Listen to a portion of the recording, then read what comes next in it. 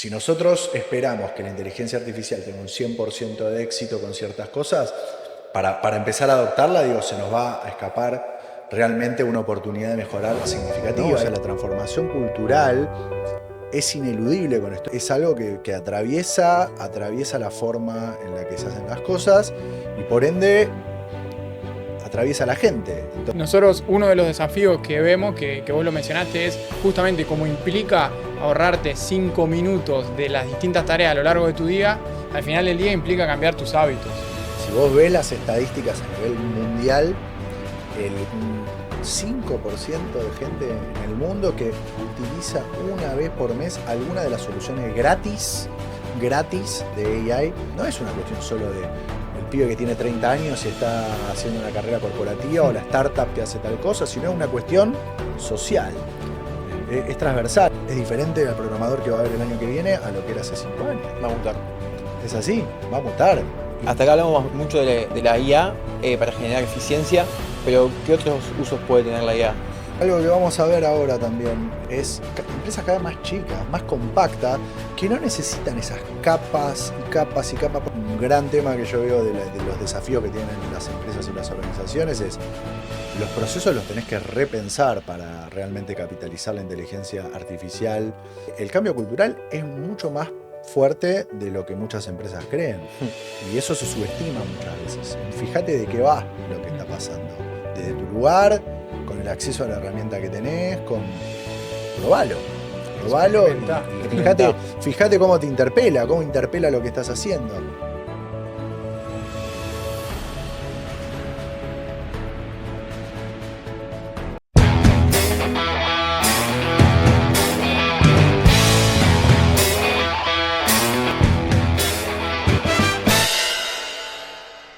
Hola Martín, ¿cómo andás? ¿Cómo les va, chicos? Todo bien, gracias por venir, contentos de tenerte acá. Bueno, gracias por invitarme. Para arrancar queríamos romper el hielo preguntándote a qué jugabas cuando eras chico. No sé, particularmente jugaba al fútbol. A veces me pongo a pensar cuando la veo a mi hija y veo cómo cambiaron los tiempos, ¿no? O Las sea, digo, formas. yo jugaba en la calle,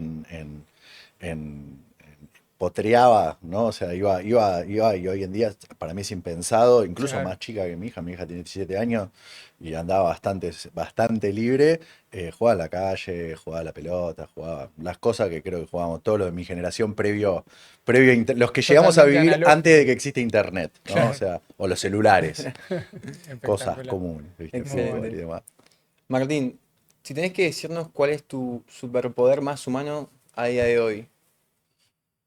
Eh, y quiero creer que algo que me hace bueno en mi laburo es lograr simplificar la complejidad, ¿no? O sea, el llevado a lo técnico especialmente.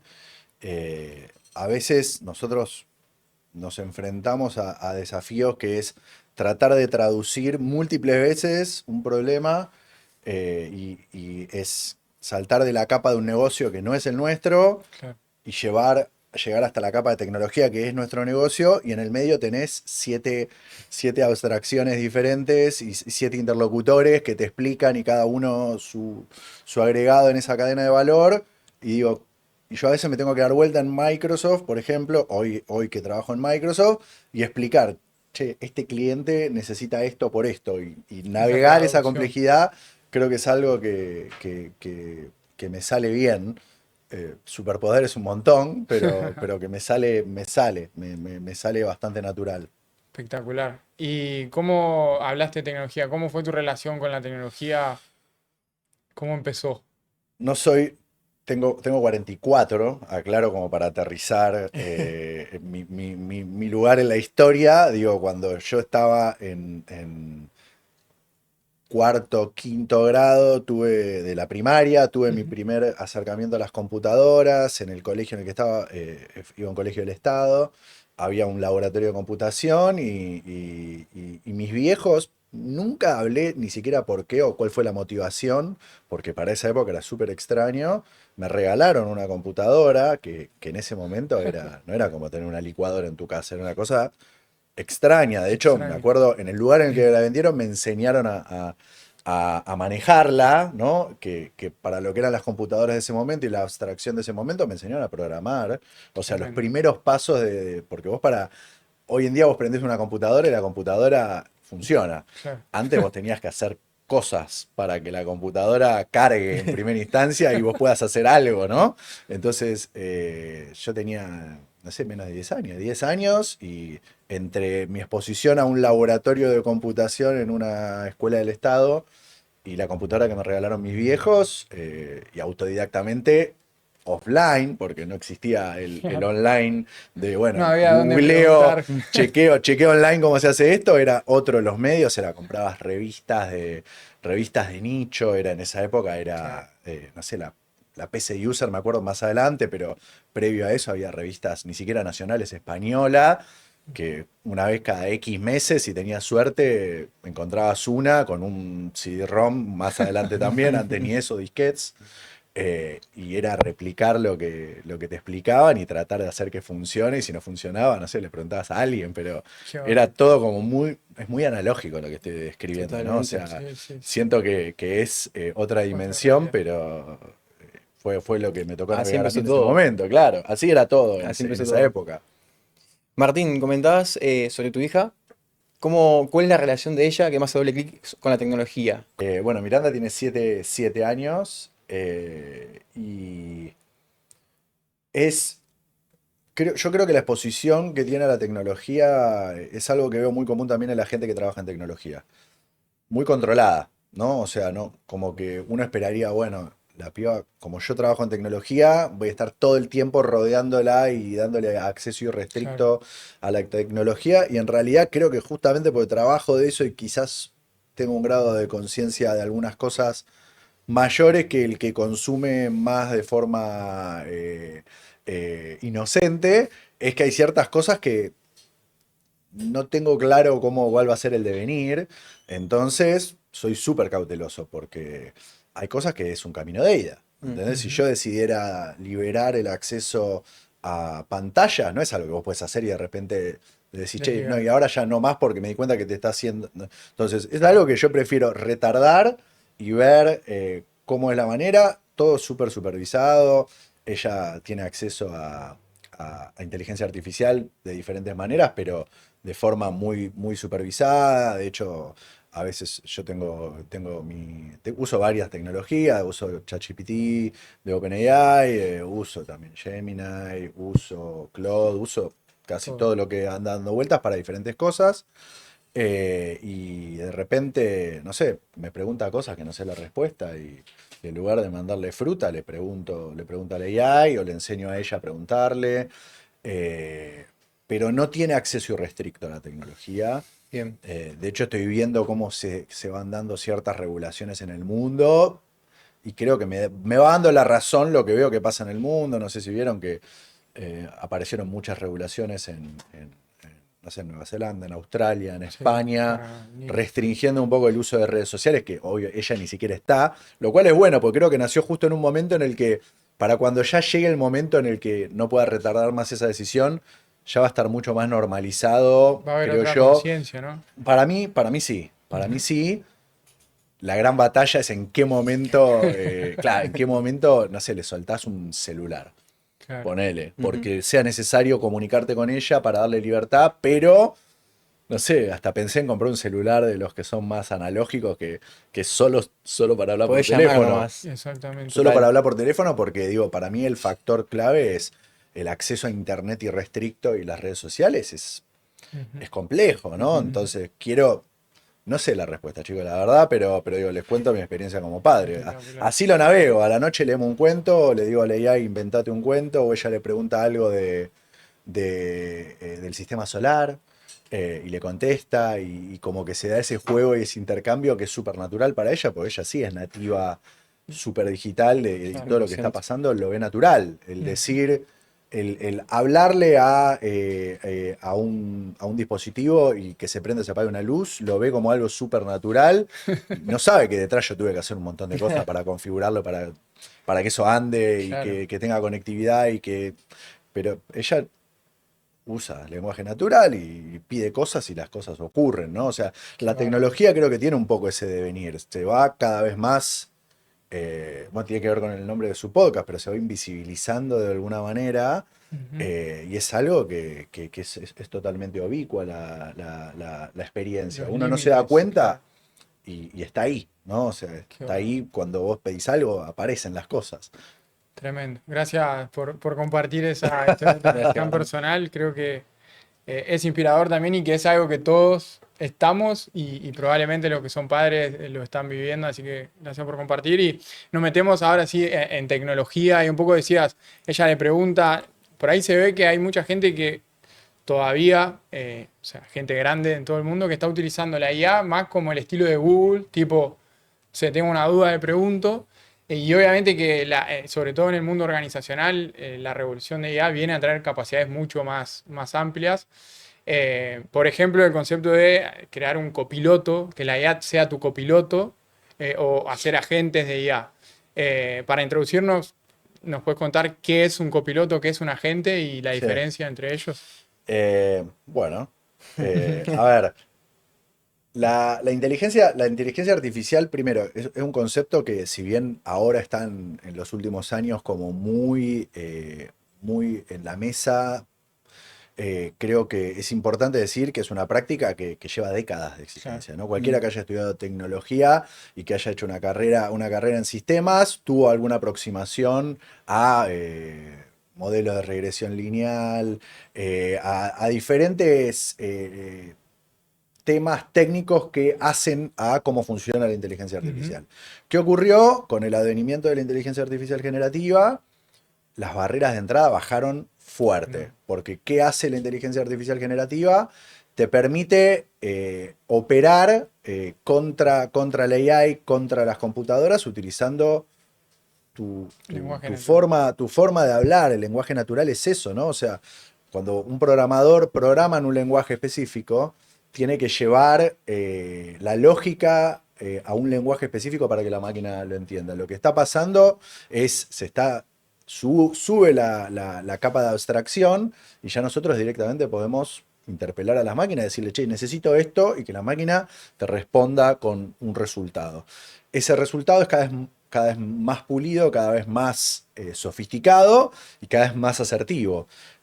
Todos los temas que ocurrieron en el medio de alucinaciones y de falta de coherencia van en detrimento a medida que va avanzando la tecnología y cada vez son menores y cada vez están más controladas.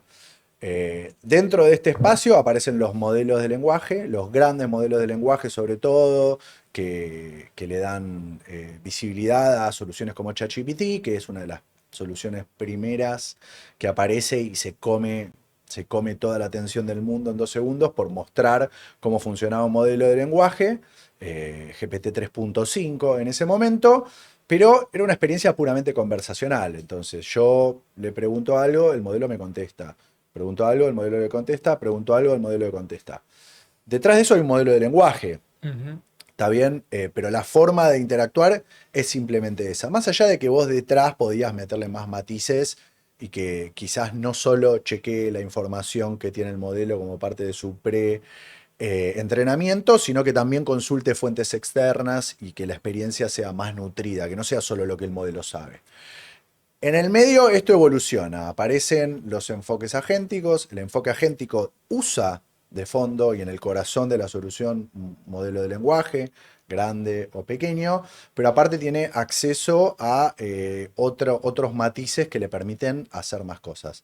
Tiene una construcción de memoria que le permite recordar, porque esta experiencia que yo contaba conversacional era muy transaccional y más allá de poder guardar cierta referencia a la conversación, digamos, no había un hilo conductor en Claro. todo lo que venimos hablando. Entonces, el agente tiene bien claro y bien construido el concepto de memoria, que hace que el modelo recuerde.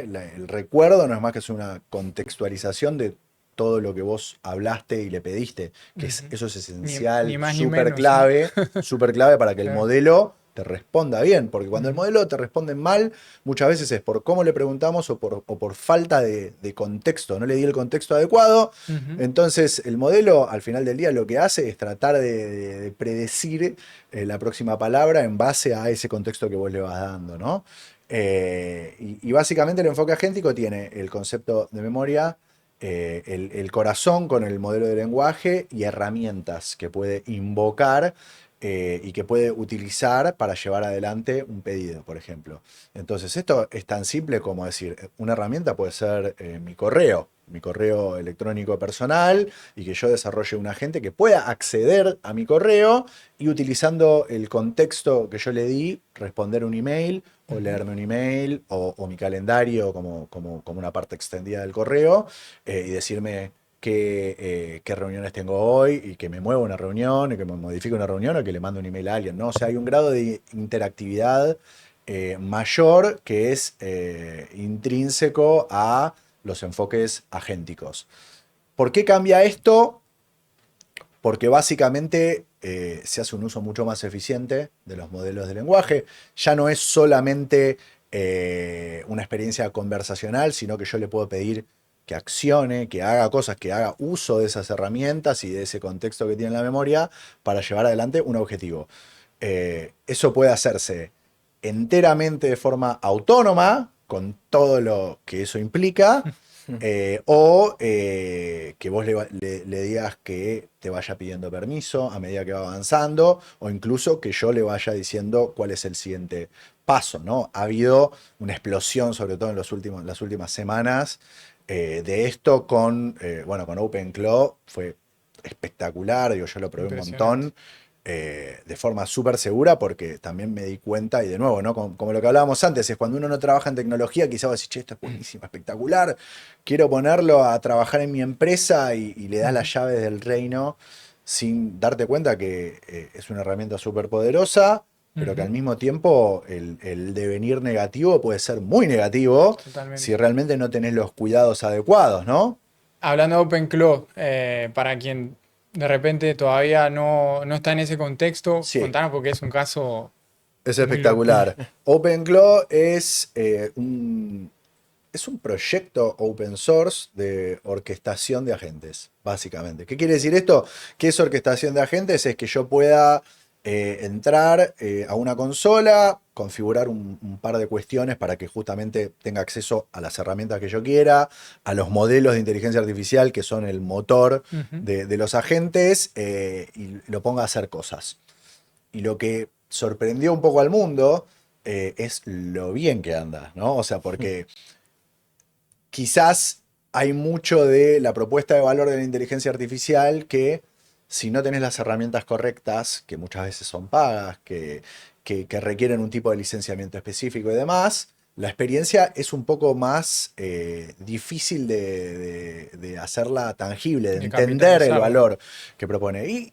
Y vino un pibe NN de la nada, con un proyecto open source de la nada, de la noche a la mañana. De la noche a la mañana no tanto, porque si vos ves el historial del pibe, viene metiendo código hace un rato largo, pero bueno, lo liberó al mundo él solo, ¿no? Porque no era una high-tech ni una empresa de miles de personas, con una solución open source que funciona espectacular, que lo pones a andar y realmente resuelve temas de forma, si vos querés, autónoma. Y fue la atención y el interés fue inmediato, tan grande que Sam Altman de OpenAI, ni lerdo ni perezoso, lo fichó y dijo, che, venite para OpenAI, ayúdame a pensar el siguiente. Todos los labs, todas las empresas de tecnología están haciendo su apuesta hacia cómo avanzar en la estrategia agéntica. Eso para cada empresa quiere decir diferentes cosas, pero al final del día es cómo utilizar inteligencia artificial a escala para resolver problemas utilizando agentes, ¿no? Entonces, en el mundo de Microsoft, eso es cómo poder utilizar nuestras herramientas de forma más autónoma, desde Word, Office, Outlook, Excel, hasta Azure, nuestra nube, ¿no? Yo quiero planear el despliegue de recursos en la nube y tener la experiencia conversacional, pero aparte una gente que me ayude a planear y a orquestar el despliegue de esos recursos de la manera adecuada, de acuerdo a las políticas de mi empresa, de acuerdo al horario en el que lo puedo hacer, que tenga permiso solo la persona que lo tiene que ver y nadie más. Diferentes cosas que hoy en día lo hace gente, ¿no? Y que Exacto. lo que estamos empezando a ver un poco es cómo las empresas empiezan a incorporar cada vez más estos flujos de trabajo autónomos utilizando inteligencia artificial que permiten que un montón de cosas que quizás necesitabas 10 personas para hacerlo, puedas hacerlo con una persona orquestando 10 o menos agentes, ¿no? Digo, no quiero hacer la traducción de una persona es equivalente a un agente, porque digo, para mí, y este es un gran tema que yo veo de los desafíos que tienen las empresas y las organizaciones, es los procesos los tenés que repensar para realmente capitalizar la inteligencia artificial enteramente, y eso implica, y hay una cuestión acá que yo la veo como casi sociológica, que es, hay una mirada súper antropomórfica de pensar que, che, si yo quiero meter inteligencia artificial, tengo que poner un agente que haga exactamente lo que hacía Pedro de finanzas. Y no es así. En realidad lo que tenés que pensar es qué flujo de información era el que manejaba Pedro, ¿no? Y entender cómo eso lo podés eficientizar utilizando inteligencia artificial. Y quizás tenés un oversee de un Pedro desde otro lado, porque vos no querés, volviendo un poco al tema de entender en dónde sí, en dónde no, vos no querés de repente liberar un flujo de pagos automático sin que Pedro le ponga el visto bueno y se asegure de que no estás transfiriéndole 10 veces más de lo que le tenés que transferir a una persona, o 10 veces de menos, digo, porque el problema puede ir para ambos lados. Entonces, para mí, un poco el devenir de la adopción tiene mucho que ver con qué tan rápido y de qué manera las empresas logran hacer este ejercicio, que es entender dónde están sus casos de uso sensibles, porque para mí ahí inherentemente tenés que mantener una mirada, un human in the loop, o incluso decir, che, acá no voy con AI, porque no quiero correr ese riesgo en este espacio. Y quizás ir por otro lado donde te mata el día a día, la operación, te mata un montón de cosas y quizás podés automatizarlo perfectamente sin un alto riesgo. Entonces, ese ejercicio lo tiene que hacer cada empresa y es un poco parte del laburo que me toca a mí de trabajar y de entender cuál es la estrategia para esa empresa. De primero explicarle esto, ¿no? O sea, decir, che, no es o todo o nada. Hay puntos intermedios, hay empresas que van a tener una aversión mayor o menor al riesgo, van a ser más vanguardistas, van a querer ir con lo último del último, otros van a querer esperar a ver cómo se hace y en el medio podés ir ganando espacio y tiempo en la transformación que tiene que ver con la cultura, ¿no? O sea, la transformación cultural es ineludible con esto. Esto no es implemento un ERP. Esto es algo que atraviesa la forma en la que se hacen las cosas y por ende atraviesa a la gente. Entonces, a mí lo que me gusta de lo que hago, o con lo que me encontré un poco con lo que hago, es yo trabajé siempre con tecnología y a medida que fui avanzando en mi carrera, casi siempre estuve en roles de manejar equipos de tecnología, de gente. Y manejar la estrategia con la gente es muy diferente a manejar la estrategia de la tecnología. La tecnología es dura, pura, es súper predecible y la gente no. Entonces, vos metés una variable de cambio como la inteligencia artificial, que resuelve un montón de cosas, tenés que acompañarlo de un pensamiento de cómo vas a transformar la cultura en la empresa para aceptar eso. Porque uno de los temas que estamos viendo que muchas veces frena lo que tiene que ver con la adopción de AI es que el cambio cultural es mucho más fuerte de lo que muchas empresas creen. Y eso se subestima muchas veces. Es muy difícil a veces entender qué tan profundo es. Y esto que está pasando con OpenClaw, y me fui un poco por las ramas, pero porque todo tiene que ver con todo, es la gente dándose cuenta de la potencia que tiene esto. ¿Entendés? Vos, ¿cómo te das cuenta lo que podés llevar en una empresa o en una industria? Porque me siento en mi computadora en mi casa y es algo que lo puedo aplicar a la diaria y de la misma manera que lo puedo aplicar a la diaria, lo podría aplicar en mi diaria laboral. Entonces, eso es lo que está pasando un poco y todas las empresas están en tratar de encontrar la mejor manera de generar esa capa de abstracción para que vos puedas sumar ese valor de la manera con menos fricción posible, ¿no? Ujú. Con menos fricción posible es que no tengas desviaciones, que no tengas temas de seguridad, que no Ujú. te haga ruido, que no te haga ruido lo que estás haciendo, Exactamente. ¿no? Bien, Martín. Hasta acá hablamos mucho de la IA para generar eficiencia, pero ¿qué otros usos puede tener la IA?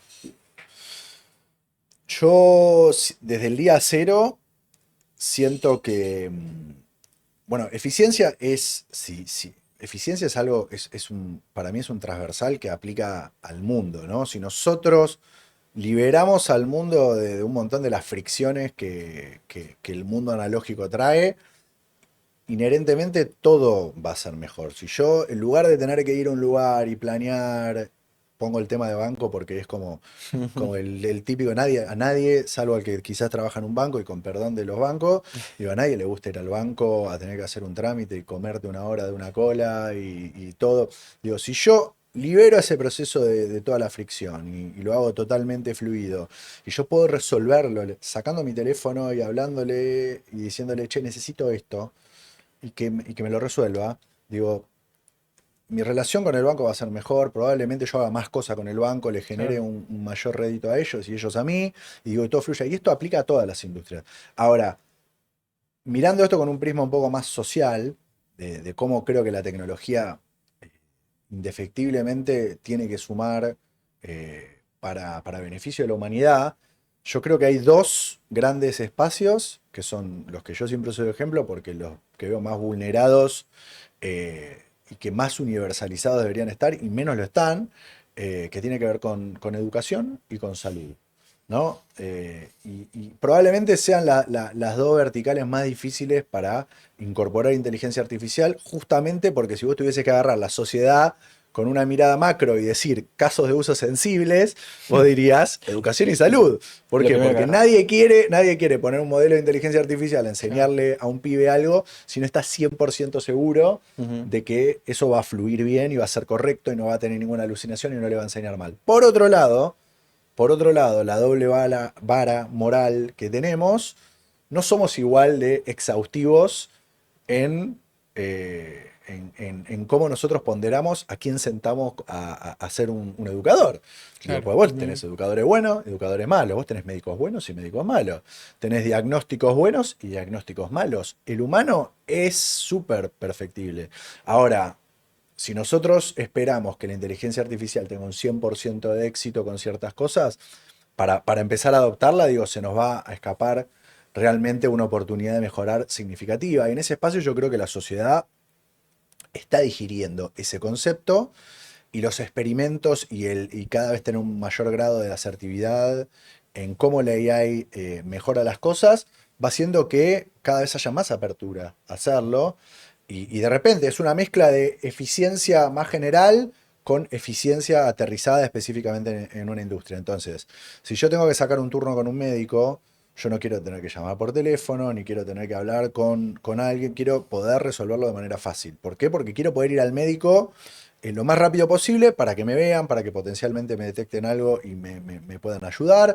De la misma manera, si yo voy al médico y me siento, más allá del conocimiento que tiene mi médico por todos los años de trabajo que quiero, creo que es útil y que ocurre que el médico tenga una fuente de conocimiento para hacer un chequeo, una segunda opinión, nutrida de una base de conocimiento mundial Ujú. prácticamente, en el cual Claro. diga, che, diagnosticar algo es una correlación de datos al final del Sí, día, sí, ¿no? sí. Entonces es síntoma, síntoma, síntoma, síntoma, potenciales diagnósticos, potencial tratamiento.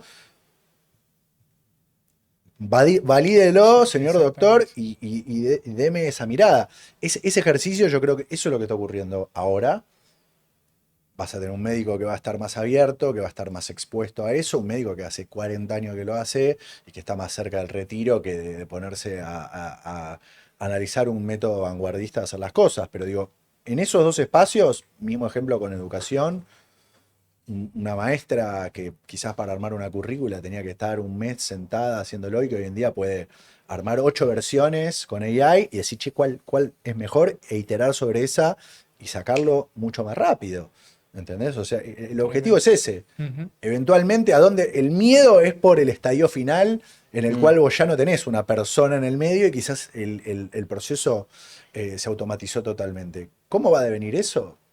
Yo creo que depende mucho de estas experiencias y de cómo la humanidad vaya abriéndose o cerrándose a que esto ocurra. Ujú. Las regulaciones pueden acelerar un montón la exploración, la adopción de la tecnología o todo lo contrario, ¿no? Y ahora estamos viendo, el mundo está súper fragmentado al respecto de eso. Tenés posiciones como la que históricamente sostuvo Europa, súper restrictivos, súper rápidos para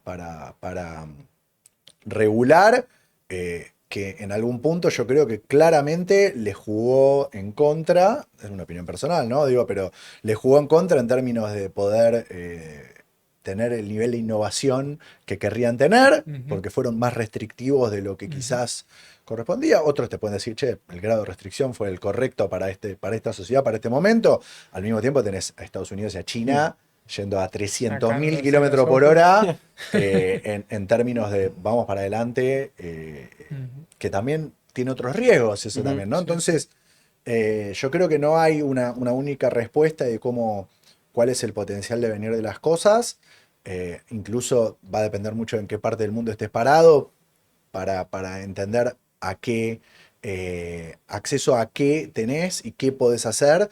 Y creo que eso también, eso que acabo de mencionar, es lo que también va a hacer que haya un cambio en el eje de qué lugares en el mundo son los que están mejor equipados para lo que se viene, ¿no? Y ahí yo lo he dicho en otros espacios también, veo una oportunidad enorme para Argentina de posicionarse. Nosotros tenemos el talento, tenemos recursos naturales, estamos en un mundo en el cual la globalización existe hace años, pero todavía las cosas siguen girando muy en torno a ciertos puntos Ujú. específicos. Y yo creo que eso está cambiando. Ujú. Y ahí creo que los países y las regiones que se logren posicionar de la manera correcta, con las regulaciones correctas, con los incentivos correctos, mostrando al talento de la manera correcta, van a ganar una oportunidad inmensa para construir lo que se viene. Una nueva realidad, ¿no? Total, Ujú. total. Dejo una conclusión ahí de lo que decías, Martín. Vamos a estar con esa inteligencia artificial potenciando al máximo, ¿no es cierto? Pero hay algo que decías que también me quedo mucho, es la experiencia.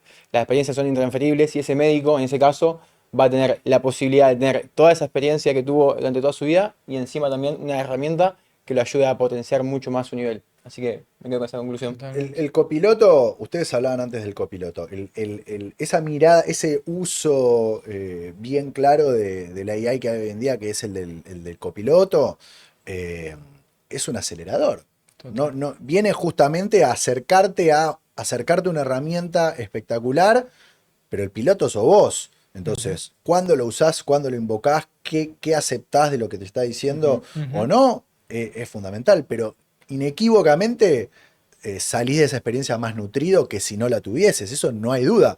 Ahora, yo quizás para escribir un mail, no quiero estar encima del detalle puro y duro. Le tiro el lineamiento y me escribe un email de 25 renglones, yo lo veo que Que entendió tenga para dónde sentido. iba porque le di el contexto Ujú. adecuado y lo operé de la manera adecuada y sale y yo gané.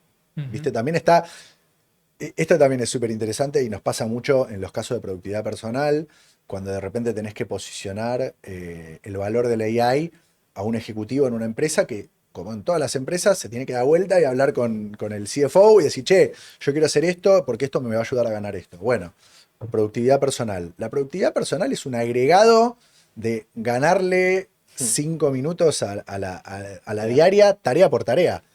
Entonces, cuando vos ves y acumulás, haces un acumulado de las cosas que vos terminás delegando y resolviendo de una manera más eficiente utilizando Ujú. AI, que sin hacerlo, Ujú. de repente tu día es significativo, ¿entendés? O sea, si yo te logro ahorrar 1 hora de tu día laboral, cuando vos laburás 8 horas, poner el mejor de los casos, o dependiendo de la cantidad de horas que labures, digo, es un montón. Ujú. Si vos lo elevás eso a 1000 personas que puede tener una organización, 500, digo, entonces haciendo ese número, eh, es mucho más claro a veces el impacto que se tiene. Esto, y hablamos solo de productividad personal, Sí. ¿no? Ni te estoy hablando de meterle AI a optimizarte tu cadena de suministros.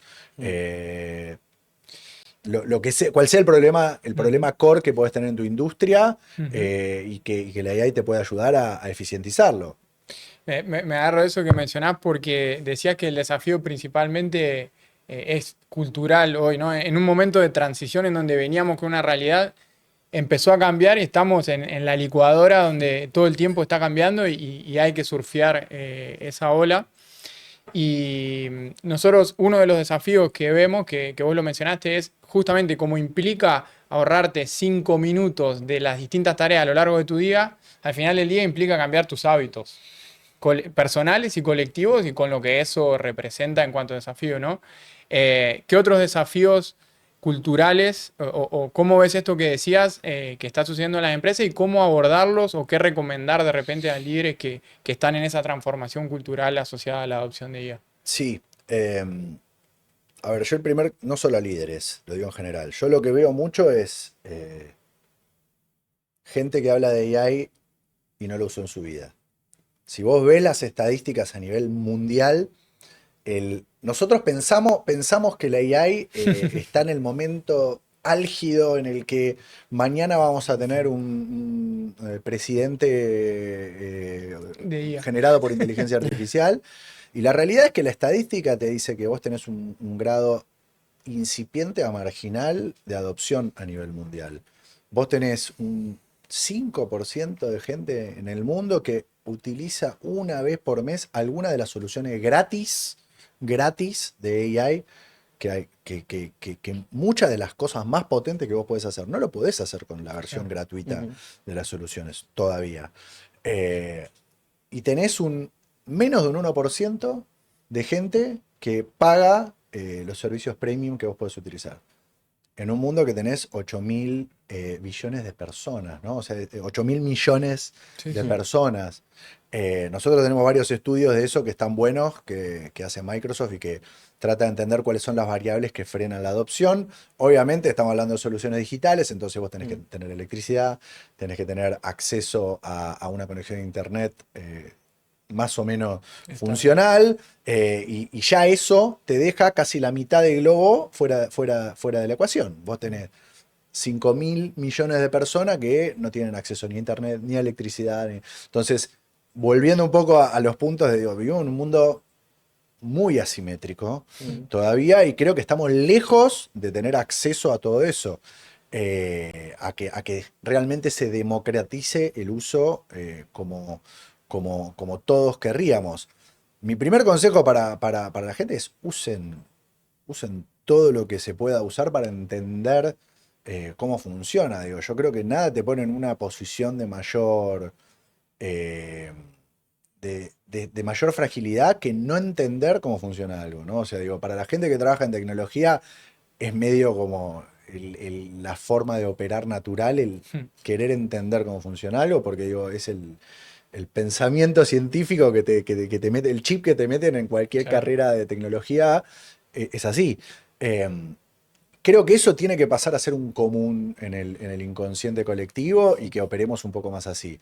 Ese grado de curiosidad de la que hablábamos antes, ¿no? De decir, che, no lo probé nunca esto, quizá me estoy perdiendo algo, probalo, tenés herramientas gratuitas. Digo, ni siquiera tenés que meter un mango. Vivimos en una era en la que hay es tanto el estímulo que a veces es difícil separar lo urgente de lo importante y tenés una vertical de ruido muy fuerte. Pero de entrada eso, yo no le recomendaría a ningún líder que tome una decisión sobre algo que ni siquiera probó. Y creo que hay mucha gente que realmente no lo probó. De hecho, algo que nos pasa a nosotros también con las herramientas con las que disponibilizamos es, tenés que justamente empujar mucho la variable de cambio para que la gente lo pruebe. Entonces yo muchas de las presentaciones que doy a clientes les cuento cómo lo uso yo. Entonces yo me siento a la mañana en la computadora y le pido a Copilot esto. ¿Por qué? Porque me sirve para... Y empiezo a describir esos 5, 10, 15, 20 minutos que yo me ahorro con el uso de... Y digo, yo no lo uso porque me fuerzan. ¿Entendés? Lo uso porque me resuelve. Porque ya entendí, Me ya resuelve un problema. experimentaste y ya lo viviste. Me resuelve un problema. Si no me lo resolviera, no lo haría, no lo usaría. Digo, eso es naturaleza de la gente. Entonces yo lo uso porque me resuelve problemas. Y digo, y entiendo qué herramienta va a ser la mejor para la tarea que quiero hacer porque las probé y vi cuál me generaba mejor resultado para lo que yo quiero lograr. Entonces, por eso es que necesitas mínimamente probar qué es lo que está allá afuera para entender cómo se adapta a tu realidad. Y esto aplica a cualquier realidad. O sea, esto lo he hablado con gente que trabaja en industria metalúrgica pesada y con gente que genera contenido digital. Digo, es transversal lo que está pasando y vos hoy en día tenés casuística para prácticamente todas las industrias. Entonces, no hay nadie que quede exento de esto. No sé, tenés el proyecto eh, Atos, ¿lo vieron? Atos, Sí, el proyecto para acompañar gente mayor utilizando personas. inteligencia artificial. Digo, y tenés un caso de uso que te ayuda a combatir el envejecimiento cognitivo, ¿viste? Porque está probado y hay papers que prueban que si una persona está todo el día hablando y teniendo interacciones, la máquina funciona mucho más fluida. Y bueno, digo, no es una cuestión solo de el pibe que tiene 30 años y está haciendo una carrera corporativa o la startup que hace tal cosa, sino es una cuestión social. Tremendo. Es transversal, entonces hay que probarlo, hay que entenderlo y ver en la medida de cada uno cómo te suma. Ujú. Bien, y yendo a ese 1% de esos usuarios que realmente usan esta inteligencia artificial, eh, vayamos a esos super usuarios. ¿Qué habilidades tienen y qué deberíamos copiar? Lo que capaz no utilizan tanto esa inteligencia artificial para poder ir gestionando ese nivel. Eh, Yo creo que todos, en mayor o menor medida, en algún punto, con la inteligencia artificial y con los agentes y con los enfoques agénticos, nos convertimos un poco más en programadores de lo que somos. Pasa que el concepto de programador ha cambiado y va a seguir cambiando. Entonces, el pensamiento sistémico es clave. Cuando vos haces una carrera en tecnología, a vos te enseñan a pensar los procesos con una lógica más cercana a cómo las máquinas piensan, ¿no? Y creo que lo que hoy tenemos que hacer todos es entender justamente de esa misma forma, más allá de que uno puede trabajar o no en tecnología, a cómo yo le traduzco los pedidos a la máquina de la manera correcta. Más allá de que yo hoy uso lenguaje natural y simplemente le pido, hay una estructura, hay una contextualización, hay una forma adecuada, y yo creo que la gente que logra obtener los mejores resultados con la tecnología son los que navegan eso de la mejor manera, que entiende que si un modelo de inteligencia artificial yo le pregunto cómo está el día hoy, lo único que va a hacer es tratar de predecir cuál podría ser la potencial respuesta para eso. Ahora, si yo le digo cómo está el día hoy en Buenos Aires, Argentina, en tal barrio, porque hoy a la tarde necesito hacer tal cosa, y le doy toda la línea de pensamiento lógico y el contexto necesario para que la respuesta sea más asertiva, el resultado va a ser mucho más acorde a lo que yo espero. Esto lo traspolás a cualquier problema, al problema a resolver en una empresa, al problema a resolver productividad personal en el individuo. Entonces yo creo que es tratar de tener ese pensamiento sistémico como una variable mucho más social que únicamente atribuible a las carreras más duras, ¿no? O sea que yo creo que es una skill que se ablandó Bien. y que se tiene que ablandar, porque se ablandó porque antes un programador tenía que saber un lenguaje específico Y dependiendo qué lenguaje era, la complejidad de traducción era enorme. Hoy no, pero digo, la estructura de cómo pensar sigue existiendo. Las máquinas siguen teniendo limitaciones y siguen siendo mucho más eficientes si nosotros le pedimos las cosas de una manera adecuada, Ujú. ¿no? Perfecto. Entonces, va por ahí, me parece un poco el tema. Y la parte que a mí me parece súper transformadora, sobre todo en el caso de las empresas, sobre todo de las grandes, es en el pasado las empresas crecían en tamaño porque ese tamaño era atribuible a poder, a facturación, y Mm. mientras más grande fuera una empresa, más tenías de eso, ¿no? Yo creo que algo que vamos a ver ahora también, que ya lo estamos viendo, es empresas cada vez más chicas, más compactas, que no necesitan esas capas y capas y capas, porque al final las empresas grandes tenés tres niveles en el departamento de Burocracia. finanzas, tres niveles de tecnología y son todos traductores. Es el tipo que le lleva la información al de arriba, que se lo tiene que llevar de una manera específica para que lo entienda, para que la contextualice todo.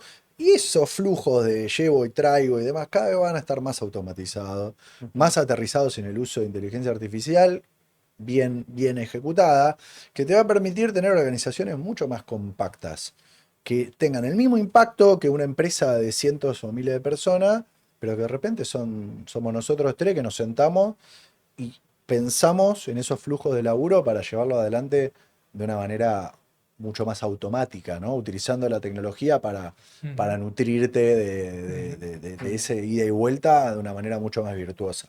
Espectacular. Me encantó ese concepto de de cada vez socializar más este pensamiento sistémico. Digo, lo conecto con también un punto sensible de discusión y también de acción que tiene que ver con esta desigualdad que vemos en este mundo, en donde los que están capitalizando IA son los que de repente están mejor posicionados y pueden acrecentar esa ventaja y el impacto que eso tiene también en, bueno, ok, de repente quizá no es que la IA va a reemplazar puestos de trabajo, pero se van a reconfigurar y capaz se van a necesitar organizaciones más compactas. ¿Qué sucede con la reconfiguración laboral? Obviamente un tema sensible y que no hay una respuesta, pero ¿qué opinás o cómo lo ves al respecto? Creo, yo creo que no hay un cambio fundamental a lo que viene ocurriendo en la historia de la humanidad. Creo que viene ocurriendo ya Mm. con el advenimiento de las diferentes disrupciones tecnológicas.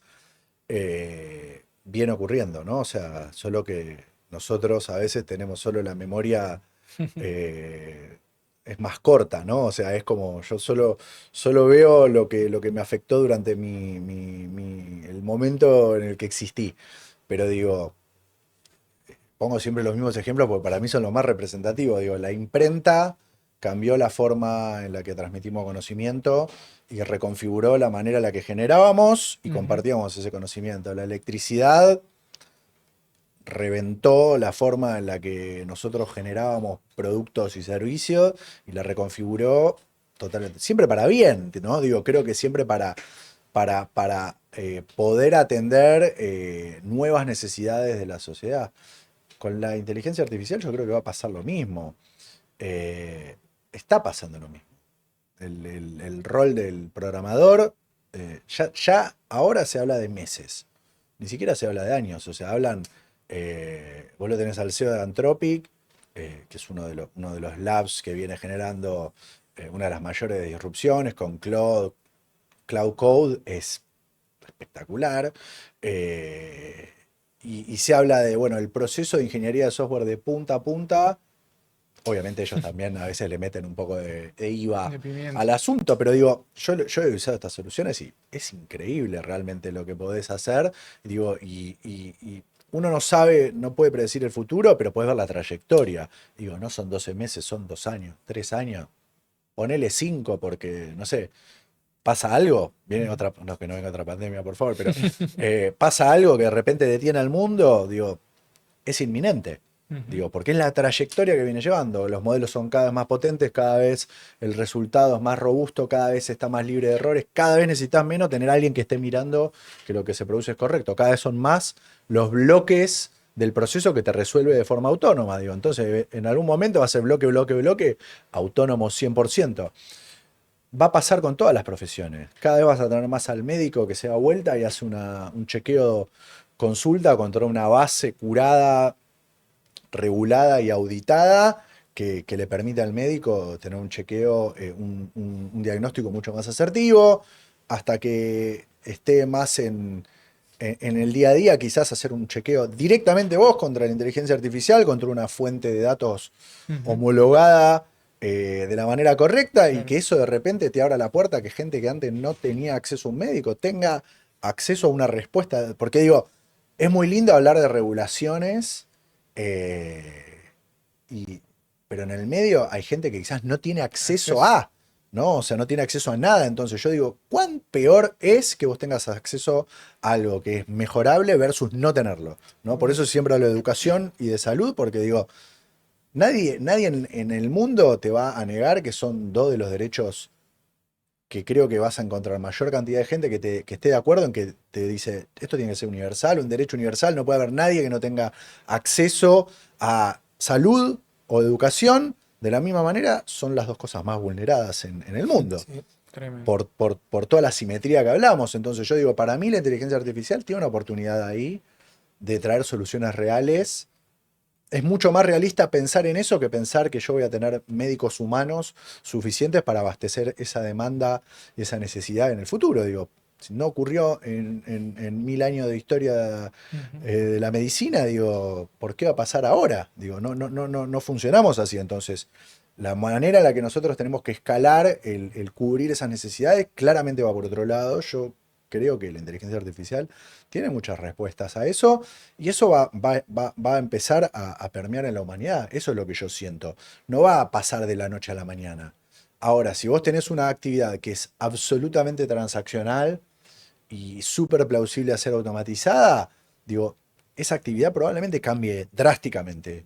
Hay que también entender lo que está pasando, entender las capacidades que tienen las herramientas y justamente navegar esa transformación. Si vos eras el tipo que tu laburo era prender los candeles en las calles cuando estaba viniendo Edison a generarte la disrupción de llevarte un light bulb a tu casa, digo, bueno, sí, se iba a transformar tu rol.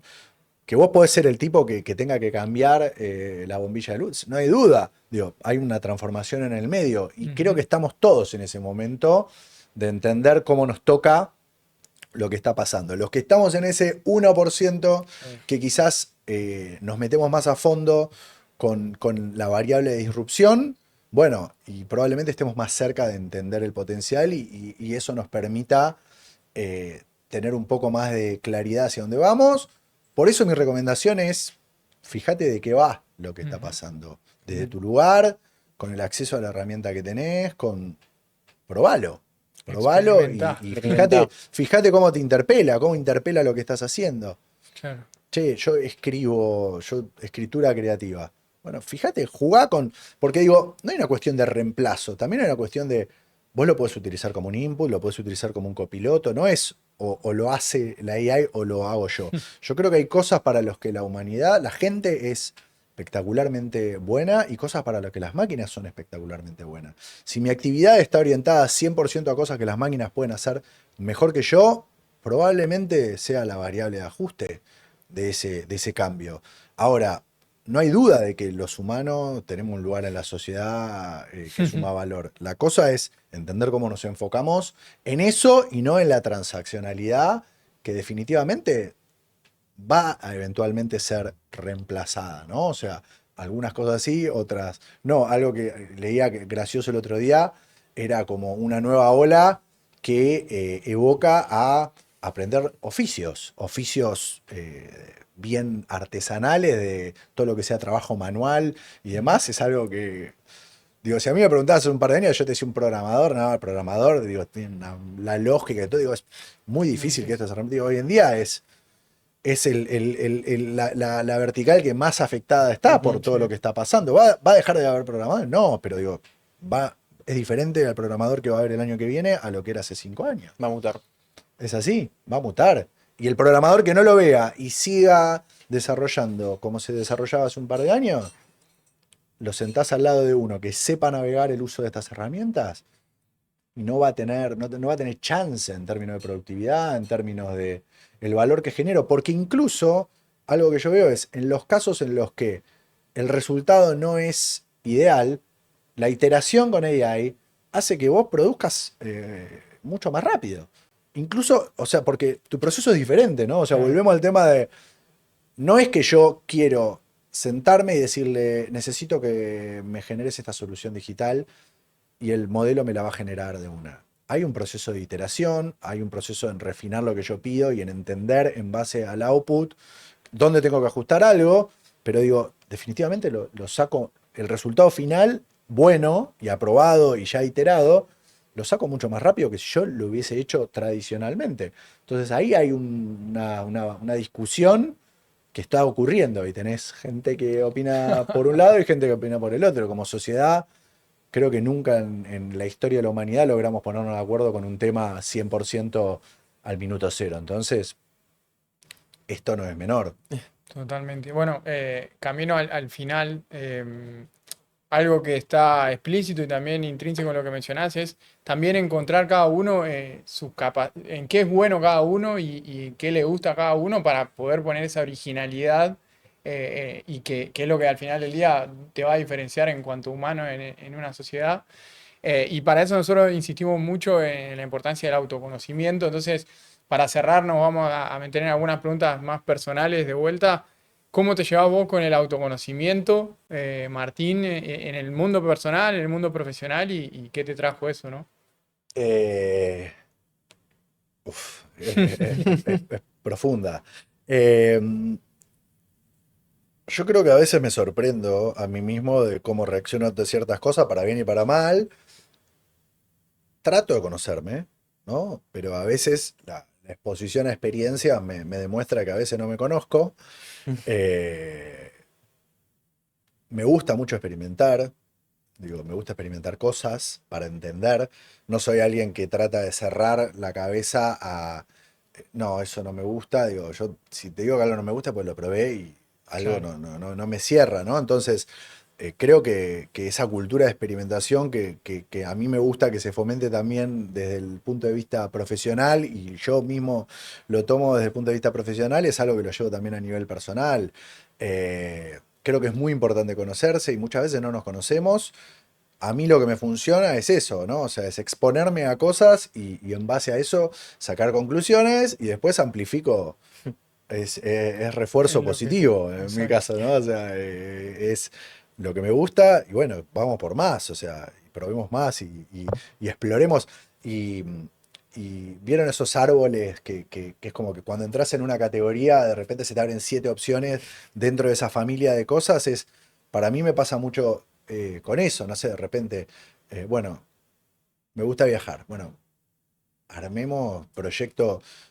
Primero soltero, después casado y con hijos, y es como que la vida te va sumando diferentes componentes que tenés que ir acomodando, pero digo, a mí me gusta viajar y digo, es algo que quiero mantener, no quiero que a medida que voy sumando Claro. diferentes estratos cambie una variable fundamental, entonces lo vas alineando, ¿no? Entonces, creo que con Espectacular. eso, pero creo que no me conozco probablemente todo lo que debería, ¿no? Espectacular. Y en eso Es- estamos todos Estamos todos. experimentando, ¿no? Es el dilema. Hay gente La que se conoce experiencia. más y gente que se conoce menos, Hermoso. pero creo que es el desafío de todo el mundo, ¿no? Totalmente, Totalmente. Martín.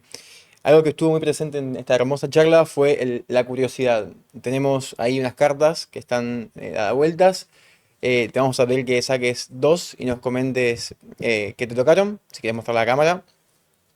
Y nos puedas... Agarro dos de arriba La que abajo, vos La que quieras, quieras. puedes elegir las que vos quieras. arriba y abajo. A ver, a ver.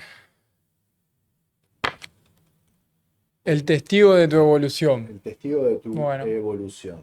Em, lo llevamos por el lado de... ¿Hubo algún mentor en tu vida, en tu carrera, que quieras contarnos, que te haya impactado? Eh, yo creo que, bueno, a nivel profesional, los lugares en los que trabajé, ¿no? O sea, yo creo que siempre tuve.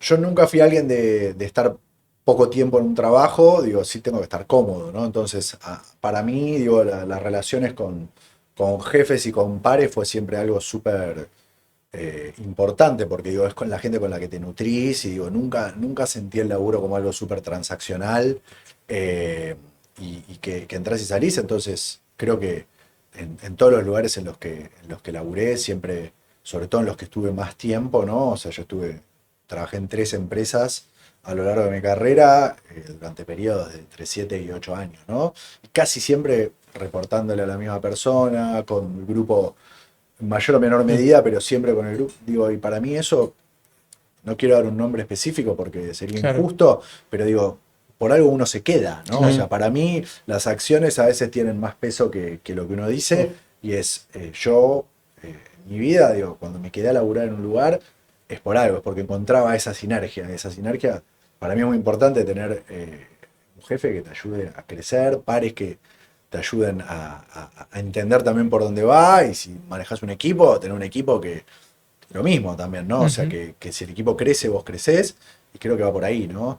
Y espectacular. en lo personal, bueno, familia, amigos, digo, esos creo que son los testigos de la evolución, a veces para bien, a veces para mal, a veces, y que te dan feedback constante, ¿no? Porque digo, nadie se calla cuando te ve mal, o porque de repente, che, Espectacular. estás pasado de rosca por un laburo, aflojá.